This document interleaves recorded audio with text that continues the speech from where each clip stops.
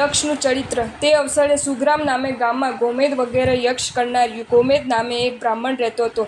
લાખો બ્રાહ્મણ તેની સેવા કરતા હતા. પાપના ઉદયથી તેની સ્ત્રી અને પુત્રો મરણ પામી ગયા અને કાલક્રમે તેના શરીરમાં પણ કોઢ રોગ ઉત્પન્ન થયો, જેથી તેના સર્વ અનુચર સ્વજનોએ તેને ત્યજી દીધો. તેના શરીરમાંથી પરુ ઝરતો હતો, લાલ પડતી હતી, ધાતુઓ સુકાઈ ગઈ હતી અને મક્ષિકાઓ આસપાસ ગણગણતી હતી.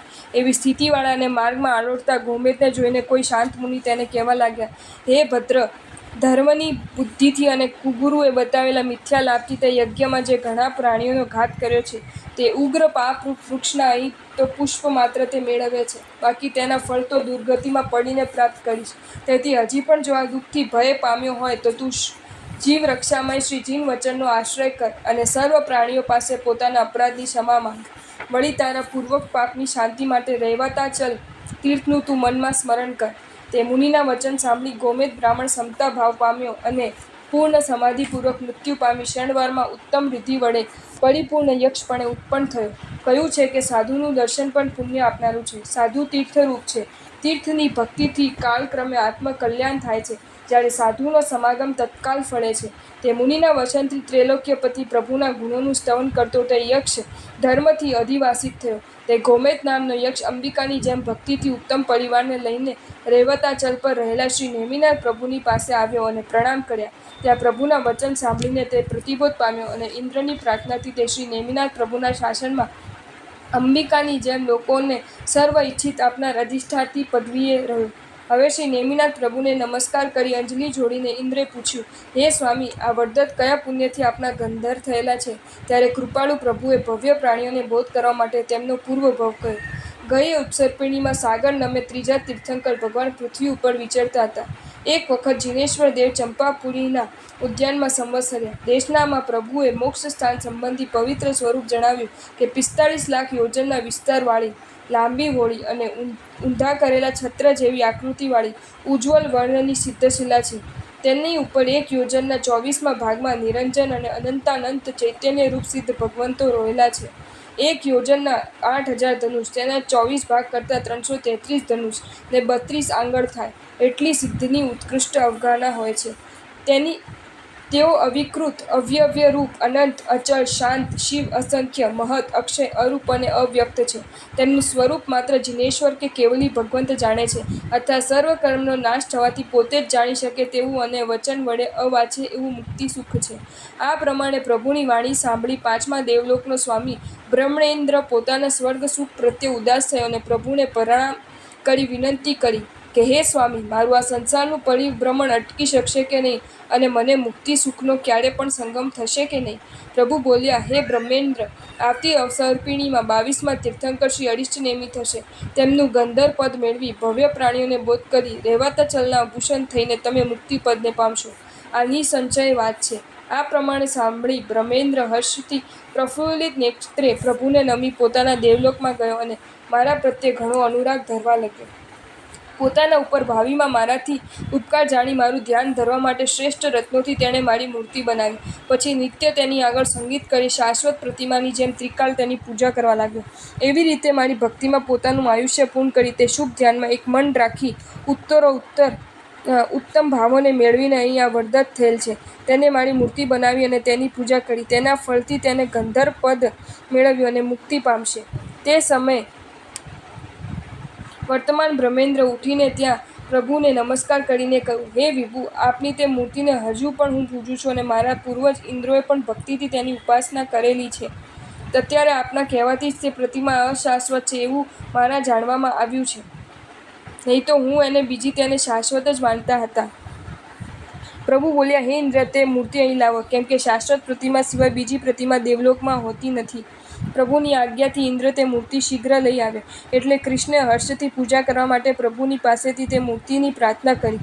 પછી શ્રી નેમિનાથ પ્રભુના સ્વમુખે શ્રી તીર્થનું મહાત્મ્ય સાંભળવા લાગ્યા. પ્રભુ બોલ્યા, આ રૈવતાચલ ગિરિ પુંડરીક ગિરિરાજનું મુખ્ય શિખર છે.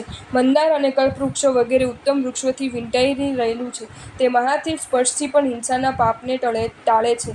આ ગિરિરાજ પર આવીને જેઓ પોતાના ન્યાયોપાર્જિત ધનનો સુપાત્રમાં સદ્વ્યય કરે છે, તેઓને ભવોભવ સર્વ સંપત્તિઓ પ્રાપ્ત થાય છે. ભવ્ય પ્રાણીઓમાં ઉત્તમ એવો જે કોઈ પ્રાણી આ તીર્થમાં માત્ર એક દિવસ પણ શીલ ધારણ કરે છે તે હંમેશા સૂર, અસુર, નર અને નારીઓથી સેવવા યોગ્ય થાય છે. વળી જે વિવેકી પુરુષ અહીં 10 પ્રકારના પ્રત્યાખ્યાન તપ કરે છે તેને અનુક્રમે 10 પ્રકારના સ્વર્ગ સુખ મળે છે. આ તીર્થમાં જેઓ ચતુર્થ, છઠ અને અત્તમ આદિ તપ કરે છે તેઓ સર્વ સુખને ભોગવી અવશ્ય પરમ પદને પામે છે. જે પ્રાણી અહીં ભાવથી શ્રીજીને પ્રતિમાની પૂજા કરે છે તે શિવ સુખને પ્રાપ્ત કરે છે તો માનવ સુખની તો વાત જ શી કરવી. જે પ્રાણી અહીં ભાવથી સુસાધુને શુદ્ધ અન્ન, વસ્ત્ર અને પાત્ર વગેરે વહોરાવે છે તે મુક્તિ પ્રાપ્ત કરે છે. 3 જગતમાં સર્વ તીર્થોમાં ઉત્કૃષ્ટ એવું આ મહાતીર્થ છે જેમાં નિવાસ કરવાથી તિર્યંશ પણ 8 ભવની અંદર સિદ્ધિ પામે છે. આ ગિરિરાજ ઉપર બધી જ શાશ્વતી દિવ્ય ઔષધિઓ, સ્વર્ણાદિક સિદ્ધિઓ અને રસકૂપિકાઓ છે. આ તીર્થમાં ગજેન્દ્ર પદ નામે કુંડ છે જે તેની સ્પર્શના કરનાર જીવોના પાપનો નાશ કરવા સમર્થ છે. આ ગિરિરાજ ઉપર રહેલા બીજા પણ કુંડાનો જુદા જુદા પ્રભાવ છે જેમાં 6 માસ માત્ર સ્નાન કરવાથી પ્રાણીઓના કુષ્ઠાદિક રોગો નાશ પામે છે. આ પ્રમાણે શ્રી નેમિનાથ પ્રભુના મુખકમલથી ગિરનારનો મહિમા સાંભળીને સૂર, અસુર અને નરેશ્વરો હર્ષ પામ્યા. પછી કૃષ્ણ વાસુદેવે પૂછ્યું, હે પ્રભુ, આ પ્રતિમા મારા પ્રાસાદમાં સ્થાપન કરવાની છે તે ત્યાં કેટલો કાળ રહેશે અને પછી બીજે ક્યાં ક્યાં પૂજાશે? પછી પ્રભુ બોલ્યા, જ્યાં સુધી તમારું નગર રહેશે ત્યાં સુધી તમારા પ્રાસાદમાં પૂજાશે. પછી કાંચનગિરી પર દેવોથી પૂજાશે. અમારા નિર્વાણ સમય પછી અતિ દુઃખદાયક 2000 વર્ષ ઉલ્લંઘન થશે. ત્યાર પછી અંબિકાની આજ્ઞાથી રત્ન નામે એક ઉત્તમ અને સારી ભાવનાવાળો વણિક ત્યાંથી લાવી આ રૈવતગિરી પર પ્રાસાદ કરાવી તેમાં સ્થાપિત કરીને તે પ્રતિમાની પૂજા કરશે. પછી 1,03,250 વર્ષ સુધી ત્યાં રહીને પછી ત્યાંથી તે અંતર્ધ્યાન થઈ જશે. એકાંત દુષ્મા કાળમાં તેને સમુદ્રમાં રાખીને અંબિકા દેવી તેની પૂજા કરશે અને હે હરિ, પછી તેને બીજા દેવો પૂજશે. આ પ્રમાણે સાંભળી શ્રી કૃષ્ણે પૂછ્યું કે એ પુણ્યવાન રત્નવણિક કોણ હશે કે જે ભાવિમાં આ પ્રતિમાની પૂજા કરશે?